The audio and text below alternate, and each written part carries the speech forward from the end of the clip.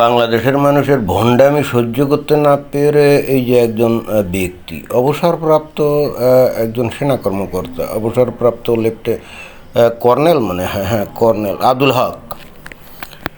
হক এইবারে যে বাংলাদেশের ইলেকশনে জামায়াত ইসলামের থেকে প্রার্থী হয়ে হেরে গেছে যদিও, তো বাংলাদেশের মানুষের ভণ্ডামি সহ্য করতে না পেরে এই যে একটা ভিডিও করে ছেড়ে দিয়েছে জনগণের উদ্দেশ্যে। তো ভণ্ডামিটা কি?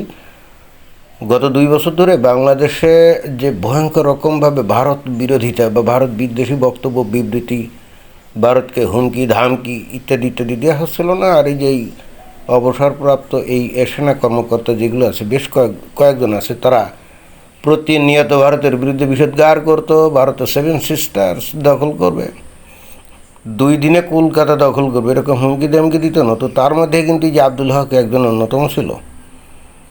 তো এরপর হঠাৎ করে ভারত যখন ওই যে ট্যুরিস্ট ভিসা ছেড়ে দিল, একদিনই 1,40,000 লোক আবেদন করছে। তো যে দেশের মানুষ ভয়ঙ্কর রকমভাবে ভারত বিদ্বেষী কথাবার্তা বলতো, তখন কিন্তু এই আব্দুল হকের মতো লোকজনরা খুব খুশি হতো এবং তারা মনে করতো যে এইবার ভারতকে দেখে ছাড়বো। কিন্তু যখনই ভিসাটা ওপেন করে দেওয়া হলো আর এইভাবে লক্ষ লক্ষ লোক যখন আবেদন শুরু করলো, তখনই কিন্তু আব্দুল হকের মতো লোকজন খুব বিমর্ষ হয়ে গেল, খুবই মনক্ষুণ্ণ হয়ে পড়লো। কী ব্যাপার, এই 2 বছর ধরে দেশের জনগণ আমাদেরকে কি বোকা বানালো নাকি? মানে সারাদিন রাত তারা করতো, ওই যে ভারত বিরোধী কথাবার্তা বলতো, আর সুযোগ পাওয়া মাত্র এখন ভারতে যাওয়ার জন্য একেবারে পঙ্গপালের মতো লাইন দিয়েছে। প্রচণ্ড রকমভাবে মনক্ষুণ্ণ হয়ে বিষণ্ণ হয়ে কিন্তু এই বক্তব্যটা দিচ্ছে। আমরা একটু শুনি। আমি দেশের প্রতিটি দেশপ্রেমিক নাগরিকদেরকে সচেতন করতে চাই, আপনারা ইন্ডিয়াকে বয়কট করেন। দেশপ্রেমিক নাগরিকের উদ্দেশ্যে উনি ভারত বয়কট করার আবেদন জানালেন, তাই না? তাহলে তার ডেফিনিশনে কি বলছে? বাংলাদেশের একেবারে দেশপ্রেমিক কারা? যারা নাকি ভারতকে বয়কট করবে, ভারতকে ঘৃণা করবে, ভারতের বিরুদ্ধে বিষোদ্গার করবে এবং ভারতের সাথে পায়ে পাড়া দিয়ে গেঞ্জাম বাঁধাবে, একমাত্র তারাই হলো খাঁটি দেশপ্রেমিক। এবং আরও সংজ্ঞা তার বক্তব্য থেকে পাওয়া যাবে। তো তার আর একটু বক্তব্য শোনা যাক। ইন্ডিয়ায় যাওয়ার কোনো প্রয়োজন নাই। ইন্ডিয়ায় ব্যবসা বাণিজ্য প্রয়োজন নাই। ব্যবসা বাণিজ্য করতে হলে পাকিস্তানের সাথে করুন। একেবারে ঘাড়ি কথা। অর্থাৎ দেশপ্রেমিক হওয়ার আরও একটা হলো বৈশিষ্ট্য হলো যে যারা নাকি ভারতের সাথে ব্যবসা বাণিজ্য করবে না এবং পাকিস্তানের সাথে ব্যবসা বাণিজ্য করবে, তারাই কিন্তু খাঁটি দেশপ্রেমিক এবং দেশপ্রেমিক ব্যবসায়ী। এটাই হলো দ্বিতীয় বৈশিষ্ট্য আর কি। তো ভারতকে বয়কট খালি করলেই হবে না, ভারতের সাথে সমস্ত ব্যবসা বাণিজ্যও বন্ধ করতে হবে এবং পাকিস্তানের সাথে ব্যবসা করতে হবে। কারণ পাকিস্তানের লোকজন মুসলমান আর বাংলাদেশের মানুষও মুসলমান, তো মুসলমান ভাই ভাই, তাই না? তো ভারতের লোকজন কি হিন্দু, মুশরেক, তো তাদের সাথে কিসের বন্ধুত্ব, তাদের সাথে কিসের ব্যবসা বাণিজ্য? না, এটা তো করা যাবে না। সে কিন্তু ইসলাম অনুযায়ী সঠিক কথাই বলছে, সে যে ভুল কথা বলছে তা কিন্তু না। তারপর শুনি। পাকিস্তান থেকে ব্যবসা বাণিজ্য করা অনেক লাভবান হবেন। আমি আবার পাকিস্তানের দালাল, এই কথাটা বললে পাকিস্তানের দালাল বলবে। হ্যাঁ, পাকিস্তানের সাথে ব্যবসা বাণিজ্য করলে অনেক লাভবান হওয়া যাবে। ওই যে 1-1.5 বছর আগে একবার, মানে ওই অন্তর্বর্তীকালীন সরকারের সময় আমরা দেখছিলাম যে হঠাৎ করে বাংলাদেশ বয়কটের নামে বাংলাদেশের ব্যবসায়ীরা ওই যে পেঁয়াজ আনা বন্ধ করে দিয়েছিল ভারত থেকে, নাকি ভারত পেঁয়াজ রপ্তানি করতো না কি জানি। বাট বাংলাদেশের কিছু ব্যবসায়ী কিন্তু ওই যে পাকিস্তান থেকে পেঁয়াজ আনছিল, আমরা এটা দেখছিলাম। তো আনার পর দেখা গেল ওই পেঁয়াজের বস্তার মধ্যে মানে এক বস্তার মধ্যে অন্তত 4-5 কেজি করে যে পাথরের টুকরা ছিল, পাথর এইগুলো টুকরা ছিল। তো হ্যাঁ, ওইগুলো আমার মনে হয় যে ওই তারা পাঠাইছিল ওই ঢিলাগুলো বানানোর জন্য, এটা হয়তো হতে পারে। এটাকে ভিন্ন দৃষ্টি দিয়ে দেখা যাবে না। এমনিতে ঢিলাগুলো বানাতে গেলে পয়সা টয়সা খরচ হয় না। তো পাকিস্তান ওই যে বাংলাদেশের মুমিন মুসলমানদের ভালোবেসে পেঁয়াজের বস্তার মধ্যে 5-6 কেজি করে ওই যে পাথরের টুকরি এগুলো দিয়ে দিছিল। এটা নিয়ে তখন অনেকে নানা রকম সমালোচনা করছিল, কিন্তু আমার কাছে মনে হয়েছিল যে এটা তো বস্তুত মুমিন মুসলমানদের উপকারের জন্য এই কাজটা করছিল। যে নবী সাহাবিরা তারা তো ওই যে ওই নড়ি পাথর টাথর এগুলো দিয়েই তো ওই যে করতো, তাই না? পায়খানা প্রস্রাব করার পর ওইগুলো দিয়েই তো তারা পরিষ্কার হতো। এবং খাঁটি মুসলমান হতে গেলে তো আপনাকে এই ঢিলা কুলুপ এগুলি তো ব্যবহার করতে হবে। তো বাংলাদেশে তো পাথরের অভাব, নুড়ি পাথরের অভাব, তো মনে হয় যে পাকিস্তানিরা এই জিনিসটা বুঝে তারা সুযোগ পাওয়া মাত্রই ওই পেঁয়াজের বস্তার মধ্যে দিছিল। তো এটা কিন্তু মারাত্মক লাভ, মানে আপনি ইহজগতে হয়তো কিছু হয়তো ক্ষতি হয়েছিল, বাট আপনার তো ওই মানে পরজগতের লাভের একটা বিশাল ব্যাপার ছিল না, মানে পরবর্তী মানে জীবনের পর যে পরজগৎ, সেখানে তো একটা বিরাট লাভের বিষয় ছিল। আমার মনে হয় যে এই আব্দুল হক মনে হয় ওই কথা বলছে কিনা কে জানে, দেখি আর কি বলে। আবার নিজে বলছে যে এই কথা যদি আমি বলি যে পাকিস্তানের সাথে ব্যবসা করো, তাহলে অনেকে আমাকে বলবে কি পাকিস্তানের দালাল। এ লোককে এমনিই বাংলাদেশে এসে পাকিস্তানপন্থী একজন লোক হিসেবেই পরিচিত। এখন কেউ পাকিস্তানপন্থী হলে পাকিস্তানের দালাল হতে হবে, বিষয়টা এমন নাকি, কি জানি। আচ্ছা, আরেকটু কথা আমরা শুনি। পাকিস্তানের কেউ না আমি, পাকিস্তান কিছুই করতে পারবে না। পাকিস্তান আমাদের শত্রু দেশ নয়, তারা আমাদেরকে আক্রমণ করতে পারবে না। আমাদের হ্যাঁ, পাকিস্তান কিভাবে শত্রু দেশ হয়? বাংলাদেশের মুমিন মুসলমান পাকিস্তানিদেরকে ভাই ভাই হিসাবে গণ্য করে মনে করে যে জানি দোস্ত, তাই না? তো তারা কিভাবে আমাদের শত্রু হতে পারে? আর তারা আমাদের আক্রমণই বা কীভাবে করতে পারে? এই যে মানে মাঝখানে ভারত না, কীভাবে আক্রমণ করবে? তো মানে তার বক্তব্যের মধ্যে মানে আবার নিজে বলছে সে নাকি পাকিস্তানের দালাল না, বাট তার কথাবার্তা আবার দেখেন যে বস্তুত আমার মনে হয় যে বাংলাদেশকে এতদিন পাকিস্তানের ওই যে পূর্ব পাকিস্তান আবার ডিক্লারেশন দিলে সবচেয়ে খুশি হতো। অন্তত তার বক্তব্য, বিবৃতি, তার বডি ল্যাঙ্গুয়েজ এবং তার আবেগ সেটাই প্রকাশ করছে না। আমি জানি না কেন এখনও এই যে জামায়াত ইসলাম বাংলাদেশকে পূর্ব পাকিস্তান বানানোর ঘোষণা দিয়ে রাজনীতি করে না। আমার তো কেন জানি মনে হয় যে বাংলাদেশে এখন যেভাবে ভারত বিরোধী, এখানে একটু আগে যে বললাম না যে ওই এক লক্ষ কত 40,000 ওই যে মানে ভিসার দরখাস্ত দিয়েছে একেবারে প্রথম দিন, এরপরে আরও কত লক্ষ দিয়েছে কে জানে। কিন্তু এর মানে এই না যে বাংলাদেশের মানুষ রাতারাতি ভারত প্রেমী হয়ে গেছে, তা আসলে না। এর মধ্যে একটা বিরাট অংশই বস্তুত বাংলাদেশের মতো দেশে যেখানে বিনোদনের কোনো ব্যবস্থা নাই, আসলে অনেকটা জেলখানায় ছিল বলে তারা হঠাৎ করে এই ভিসার জন্য দরখাস্ত দিচ্ছে যাতে একটু মুক্ত বাতাস খাওয়ার জন্য ভারতে যাইতে পারে। আর একটা শ্রেণী আছে যারা চিকিৎসা করার জন্য যাবে, আর একটা শ্রেণী আছে সেটা কারা জানেন?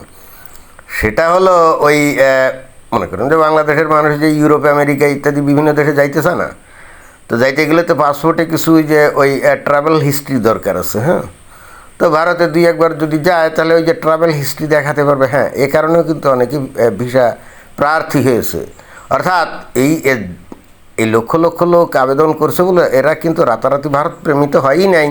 মনের মধ্যে ঠিকই ভারতের বিরুদ্ধে ভয়ঙ্কর রকম তারা বিদ্বেষ এবং ঘৃণা পোষণ করে, কিন্তু হয়তো ভারতে গিয়ে আপাতত ভালো মানুষ সাজবে এই আর কি। ভারত থেকে ফিরে এসেই কিন্তু শুরু করবে ওই ভারত বিদেশি কথাবার্তা। এই দিক দিয়ে আব্দুল হক আসলে অতদূর গভীরভাবে চিন্তা করে নেই। আব্দুল হকের আসলে চিন্তা করার কিছুই নেই। বাংলাদেশের মানুষ ভারতে যাচ্ছে বস্তুত ভারতকে ভালোবাসতে না, ভারতকে ভালোবেসে না, ভারতের মানুষকে ভালোবাসে এজন্যে না। একটু চিন্তা ভাবনা করলে সে বুঝতো। তো যাই হোক, এখন পাকিস্তানের সাথে ব্যবসা বাণিজ্য করার জন্য বলো, কিন্তু মুশকিলটা হচ্ছে এই লোক জানেই না যে পাকিস্তান থেকে আসলে বাংলাদেশে আনার মতো তো এমন কিছু নাই। আর পাকিস্তান থেকে আনলে লাভ বেশি কীভাবে হতে পারে? পাকিস্তান থেকে আনতে গেলে অনেক সময় সাপেক্ষ ব্যাপার, তারপরে জাহাজে করে আনতে হবে, তাই না? তো খরচ বেড়ে যাবে না? আর ভারত থেকে আনলে একেবারে আজকে আমি একটা মাল চাইলাম তো কালকেই আমি বাংলাদেশে ঢুকাতে পারলাম, তাই না? এবং গাড়িতে করে, ট্রাকে করে, মানে যেমন ইচ্ছে খুশি, এমনকি ট্রেনে করেও আনা যায়, কোনো সমস্যা নেই। তো তার বক্তব্য হলো ভারতকে বয়কট করতে হবে। এখন এই যে কিছুদিন আগে বাংলাদেশে যখন তেলমেল কিছু ছিল না, তো তখন ভারত থেকে যে ওই মানে হাজার হাজার টন যে ডিজেল টিজেল এইগুলো আনা হচ্ছিল, তো তখন এই লোক বলতে পারে না যে এই ডিজেল আনা যাবে না, তখন কিন্তু বলে নেই। তো যাই হোক, আসলে বাংলাদেশের মানুষের রক্ত, অস্থি, মজ্জা এবং ডিএনএতে ভারত বিরোধিতা কিন্তু ঢুকে গেছে, হিন্দু বিরোধিতা ঢুকে গেছে। এবং তার একমাত্র কারণ কিন্তু আসলে ধর্ম।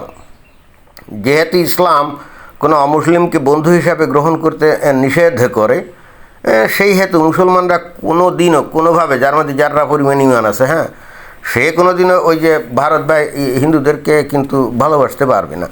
কিন্তু তারপরেও ভারতে যদি মানে বেড়ানোর জন্য ভিসা টিসা নেয়, এর মানে এই না যে তারা ভারতকে ভালোবাসে। ওই দিক দিয়ে আব্দুল হক কিন্তু ঠিকই আছে। কিন্তু তারপরেও তার খারাপ লাগছে যে এত লোক ভারতে যাবে কেন, এত লোক ভারতে যাবে কেন, বাংলাদেশের লোকজন ভারতে গিয়ে টাকা পয়সা খরচ করে তাদের লাভবান করবে কেন। তো আমিও কিন্তু আব্দুল হকের সাথে একমত এবং তার সাথে মর্মিতা প্রকাশ করছি, সহমত প্রকাশ করে আমিও বলতে চাই যে বাংলাদেশের মানুষ ভারতে যাবে কেন বলেন, ভারতকে কমপ্লিটলি বয়কট করাই উচিত এবং তারপরে দেখিয়ে দেওয়া উচিত ভারতকে যে তোমরা ছাড়াই আমরা দেখো কত ভালো থাকতে পারি, তাই না। তবে এই আব্দুল হক একটা জিনিস বোঝে না, সেটা আমি বহু ভিডিওতে বারবার বলি যে পাকিস্তান বাংলাদেশের সাথে যে বন্ধুত্ব করতে চায় বা খাতির করতে চায় বা সম্পর্ক উন্নত করতে চায়, বস্তুত বাংলাদেশকে ভালোবেসে না বা বাংলাদেশের ভালো করার জন্যই না, 71 সালের পরাজয়ের প্রতিশোধ নাম্বার 1 নিতে চায়। আর নাম্বার 2, আমরা তো দেখছি যে 71 সালের পরে আস্তে আস্তে পাকিস্তান একটা ভিখারি রাষ্ট্র হয়ে গেছে, ব্যাংকরাপ্ট কান্ট্রি হয়ে গেছে। পক্ষান্তরে বাংলাদেশ কিন্তু আস্তে আস্তে আস্তে আস্তে পাকিস্তানকে পিছনে ফেলে অর্থনৈতিক, ব্যবসায়িক, সামাজিক বিভিন্ন অগ্রগতিতে পাকিস্তানকে ছাড়িয়ে বেশ উপরে উঠে গেছে, তাই না। তো এইটা দেখে তারা একেবারেই সহ্য করতে পারছে না, মানে পাকিস্তানিরা মানে ঈর্ষায় হিংসায় জ্বলে পুড়ে মরছে। ওদের এখন লক্ষ্য হলো যে কোনোভাবে হোক বাংলাদেশকে টেনে নিচে নামাতে হবে। আর এটা না চাইতেই বৃষ্টির মতো বাংলাদেশের মানুষ মমিন মুসলমান ইসলামের কথা বললেই ব্যাস পাকিস্তানের সাথে এই যে দেখেন না, এই যে আব্দুল হকের মতো লোক যারা নাকি সেনাবাহিনীতে ছিল, আমরা বলি বাংলাদেশের সেনাবাহিনী নাকি কি বলতে গেলে দেশপ্রেমিক সেনাবাহিনী। তো সেনাবাহিনীতে যারা চাকরি বাকরি করতো দেখেন তাদের অবস্থা, তারা কোশ্চেনকালেও ভাবে না যে এই জগতে বেঁচে থাকতে গেলে ওই কে হিন্দু কে মুসলিম কে খ্রিস্টান এইগুলো দেখে ব্যবসা বাণিজ্য অর্থনীতি চলে না।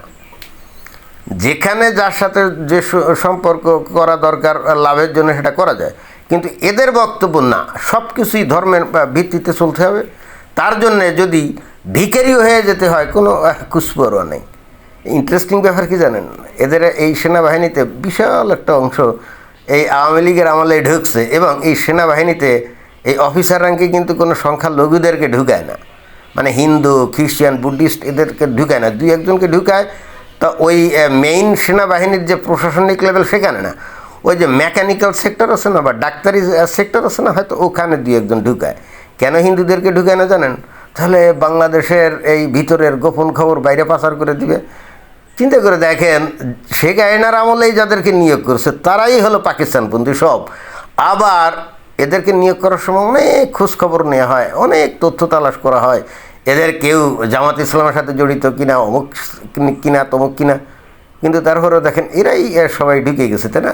আর বাংলাদেশের হিন্দুদেরকে কিন্তু এই যে সিপাহী পদেটাতে নেয়, কিন্তু অফিসার র্যাঙ্কে কাউকেই ঢুকায় না।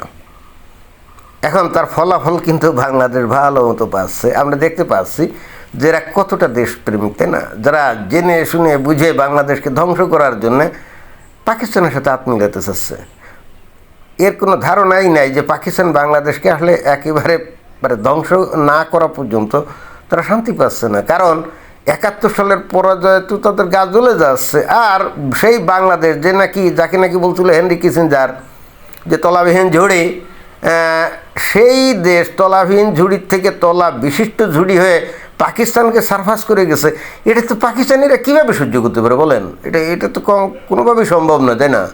তখন তাদের যে কোনো মূল্যে বাংলাদেশকে ধ্বংস করতে হবে না, এবং তার জন্য বাংলাদেশের লোকের কিন্তু অভাব নাই, এবং খোদ দেশপ্রেমিক সেনাবাহিনীর মধ্যেই কিন্তু এরকম লোকের কিন্তু কোনো অভাব নাই, যেটা আমরা অলরেডি দেখতে পাচ্ছি, তাই না। এবং ফলাফল বাংলাদেশ কিন্তু আস্তে আস্তে সেদিকেই যাচ্ছে। ধন্যবাদ।